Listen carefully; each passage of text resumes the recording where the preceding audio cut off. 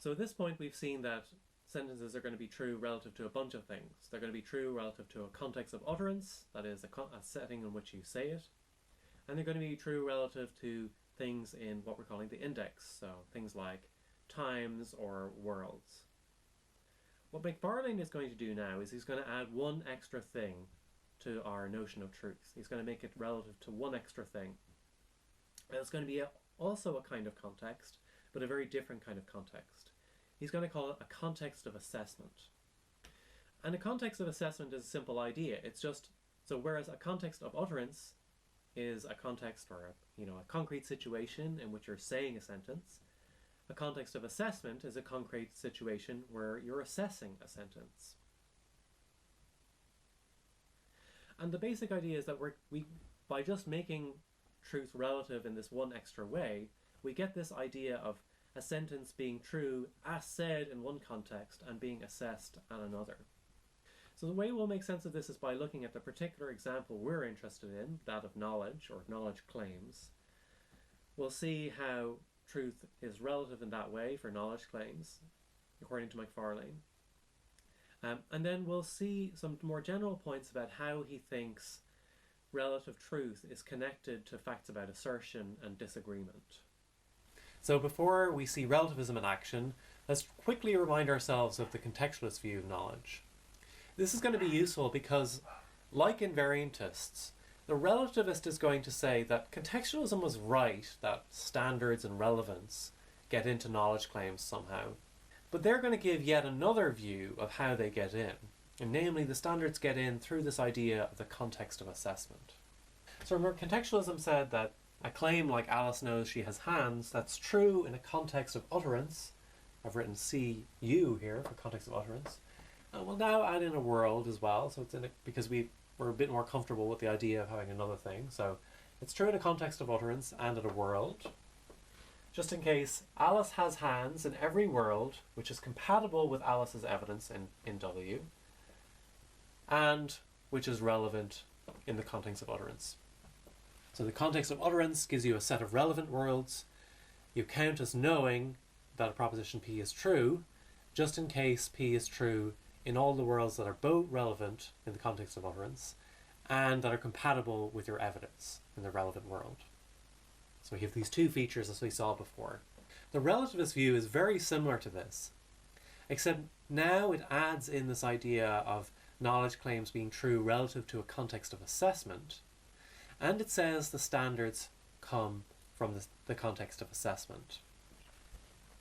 So the relativist view of knowledge, put simply, is that Alice knows she has hands. That sentence is true in a context of utterance, a world, and a context of assessment, call it CA, just in case Alice has hands in all worlds which are compatible with Alice's evidence in W, all the same so far, and which are relevant in the context of assessment, CA. So the view is basically the same as we'll understand it, except for how relevance enters into the picture. On the relativist view, claims about knowledge are not just true relative to a context of utterance, they're true both relative to a context of utterance and a context of assessment, and the context of assessment is what determines what worlds are relevant, or whether it's true at the context of utterance and assessment. So let's look at an example of that in action. So let's do the kind of thing we've done very regularly up till now. So we have a picture of somebody making a knowledge claim. So let's say this is Alice saying that she knows she has hands. She says, I know I have hands. We're going to ask, is this claim true as said by Alice and assessed by Billy? And is it true as made by Alice and assessed by Carol? So we'll say that Billy has high standards and Carol has low standards. So maybe Billy is a skeptic, Carol is a non-skeptic. Okay, so let's start with Billy. So we're dealing with the claim, I know I have hands, as said by Alice. So even though I is context sensitive, we know the sentence is being said by Alice, so we know she's making a claim about herself. So she's saying Alice knows that Alice has hands. Is that claim true relative to Billy's context of assessment?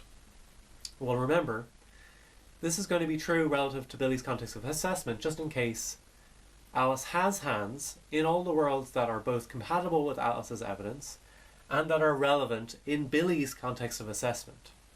Now, we said that Billy is a skeptic, so he's paying attention to skeptical possibilities, he's doing all those kinds of things that we know that skeptics do, and we know that those kinds of things that skeptics do make, like, brain and vat worlds relevant in skeptical contexts. So in Billy's context of assessment, worlds where Alice is a brain and a vat are going to be relevant, and then of course her evidence doesn't rule those out.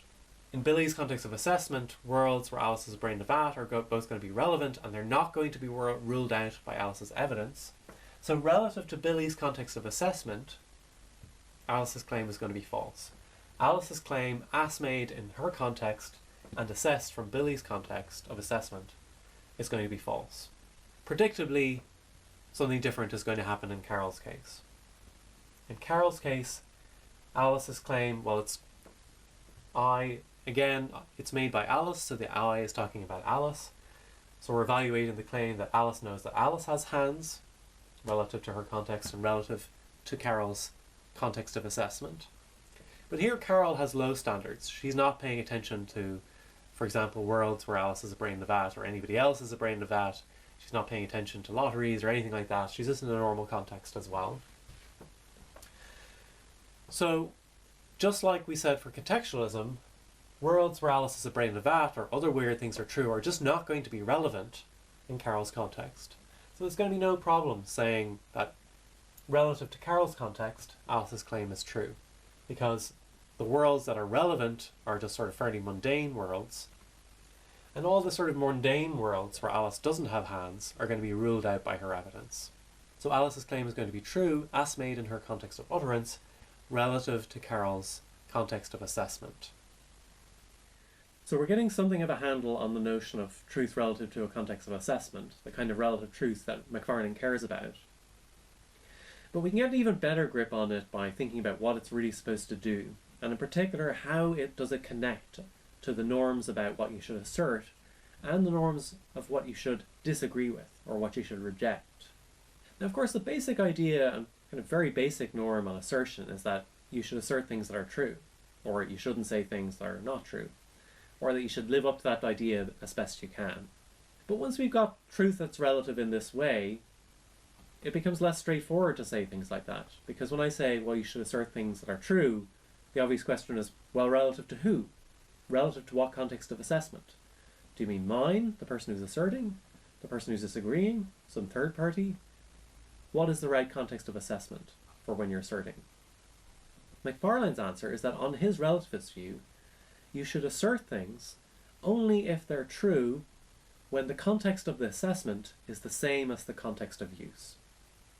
So I should assert, for example, that I know I have hands, just in case it's true as assessed from the very same context in which it's being used, namely my context right now, me, the speaker's context.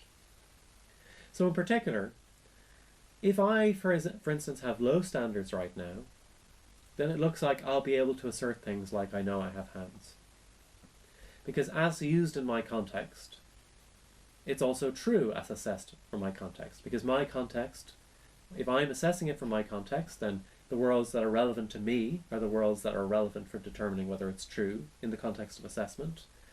And the ordinary kind of evidence that I have is enough to mean that relative to ordinary standards, I know. So when my standards are low in that way, I will be allowed to assert things like I know I have hands, because it's going to be true relative to my context of assessment. Because my context of assessment is the same as the context of use, namely me, the speaker. Where things really start to get a bit different is when we start thinking about disagreement. Again, you might think, well, the norms for disagreement are very similar to the norms of assertion. You should disagree with something when it's false, or when you think it to be false, or something like that. But again, once we have this notion of truth relative to a context of assessment, we have to ask, well, what context of assessment do we mean when we say you should reject things that are false? And here Macfarlane says that you should reject an assertion made by somebody else when that assertion, as made by somebody else, is nonetheless false relative to your context of assessment. So for instance, if Alice says that she has hands, I should reject or accept that depending on whether or not it's true or false, false or true, in my context of assessment. In the case of knowledge, that means, well, if I have high standards, then I got to see, well, is her knowledge claim true in my context of assessment, i.e. relative to my high standards? Or if I have low standards, that means, is it true as said by her relative to my low standards? And what we see is that a very interesting thing happens on this relativist view, which is that Alice can assert that she knows something, and Billy can disagree with her claim, even while both people are doing exactly what they should be doing.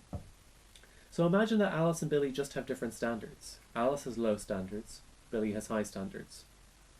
Alice says she knows she has hands.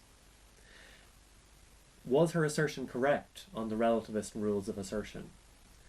Well, what she said was correct just in case her sentence, as said by her in her context of use, is true in her context of assessment, i.e. it's true when the context of assessment is the same as the context of use. And here we said that Alice is somebody whose standards are currently low, so that means she should assert it just in case the claim, I know I have hands, is true as said by her relative to her low standards. And then for an ordinary person, that is something that's going to be true according to low standards. It is going to be indeed true relative to her context of assessment that she knows she has hands. So she has said something that's true relative to her context of assessment. Nonetheless, even though Alice asserted properly and what she said was true relative to her context of assessment, it's going to be true, according to the relativist, that Billy should also reject what Alice said. He should not accept it, he should reject it. Why is that? Well, because Billy, when he is determining whether he should accept or reject Alice's claim, he is assessing it from a very different context of assessment. He's not assessing it from Alice's context. Remember, that's not the relativist rule. The relativist rule for disagreement is that you assess it from your own context. So if Billy is trying to figure out whether to accept or reject it, he says, is what she said true as said by her relative to my context of assessment? And in the scenario we're imagining, Billy is a skeptic with high standards. In particular, brain and vat worlds are going to be relevant to Billy. And of course, those are not the kinds of worlds that an ordinary speaker with ordinary evidence is going to be able to rule out. So it's not going to be true relative to Billy's context of assessment that Alice said something true. So he should reject what Alice said. So this is an interesting pattern that's very different from any of the views we've said so far. Remember, contextualism says that if Alice is in a low standards context, she's asserting the proposition that she knows by low standards. And so it's going to be true even for the skeptic to say that Alice said something true. This is very different from what the relativist said. Even though Alice was correct in asserting that she knew she had hands, because when she's asserting, she goes by her context of assessment, the skeptic is also correct to reject Alice's claim. Because in determining whether to accept or reject a claim, they go by what's true in their context of assessment.